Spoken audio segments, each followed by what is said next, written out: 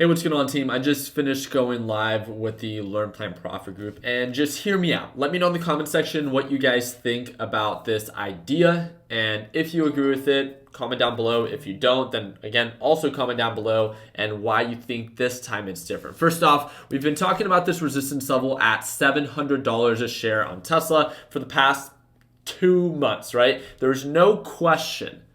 It's really hard to ignore the idea that there's a strong resistance level at 700. It doesn't mean that it's impossible to break above it. It just means that it has a tendency to get rejected based off of current market conditions.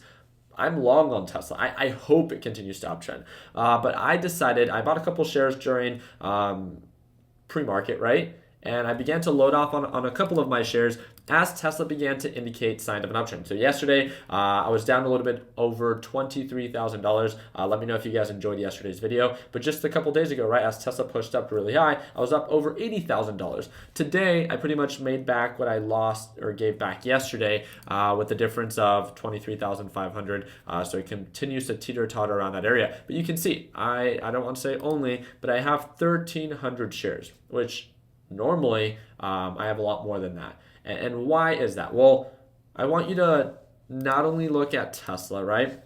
But if you understand the correlation between Tesla, the overall NASDAQ market, and the S&P 500 market, the S&P 500 market just hit 180-day highs.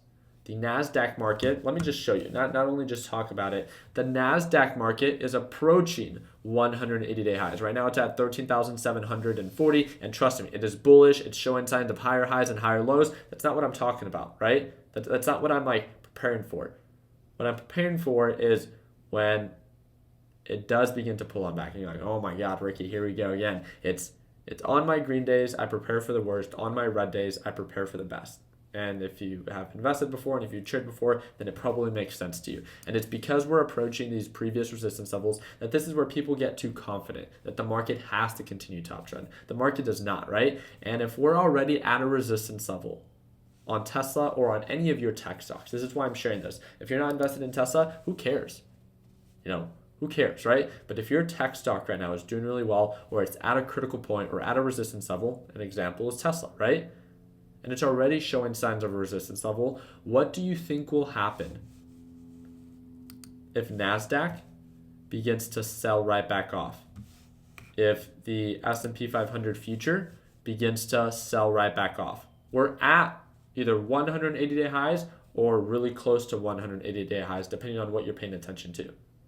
So because it's so overbought already, it has a lot of pullback potential. I do agree. Until proven otherwise, why worry about it?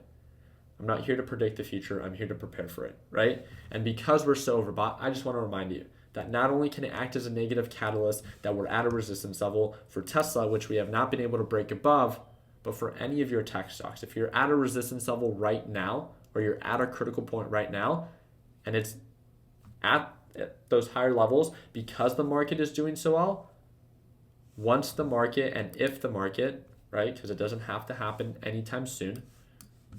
But if and once the market breaks below EMA and it begins to do just what it did here before, right? When it pushes up, hits all-time highs, and then begins to make lower lows and lower highs, pullbacks happen.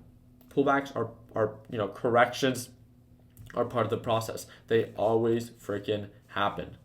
So why is everyone so against them?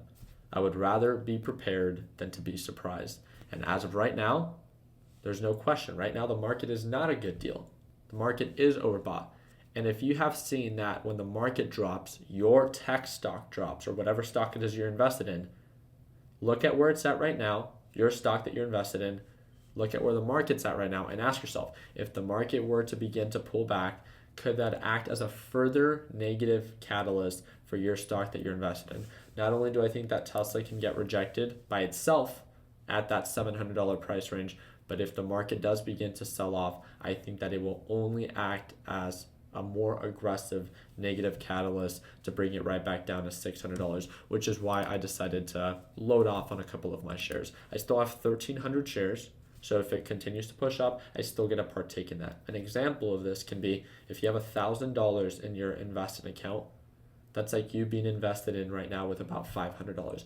I can buy an additional $1,300 based off of my buying power. So if it pulls right back down to $600 a share, I can at least take advantage of those lower price levels. The only people that get upset during a pullback are those who simply did not prepare.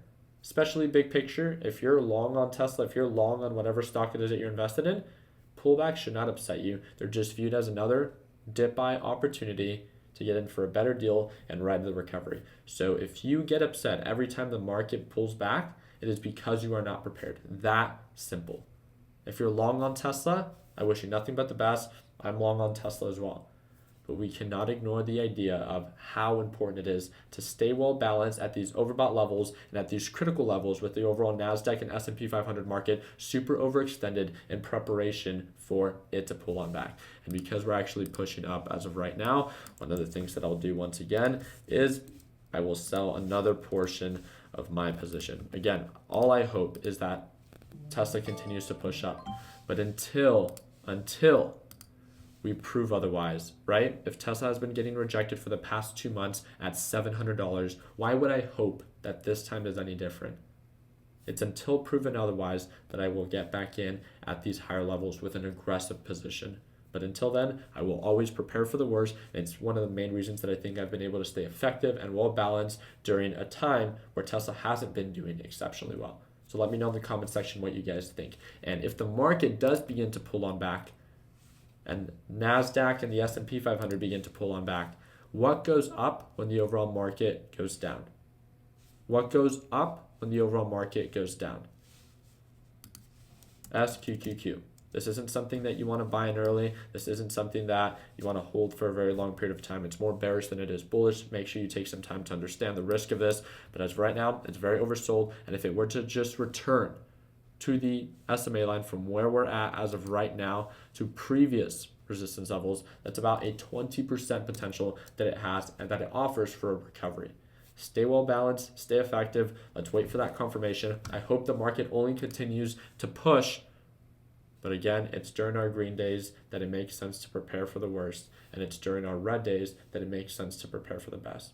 Like always, I hope that it earned your thumbs up. Hope that you can consider subscribing. If you guys want to watch me trade live as soon as tomorrow at market open, click the second link down below. And if you're not ready for that, click the first link in the description to join our free Facebook group. Like always, let's make sure that we end the year on a green note. Take it easy, team.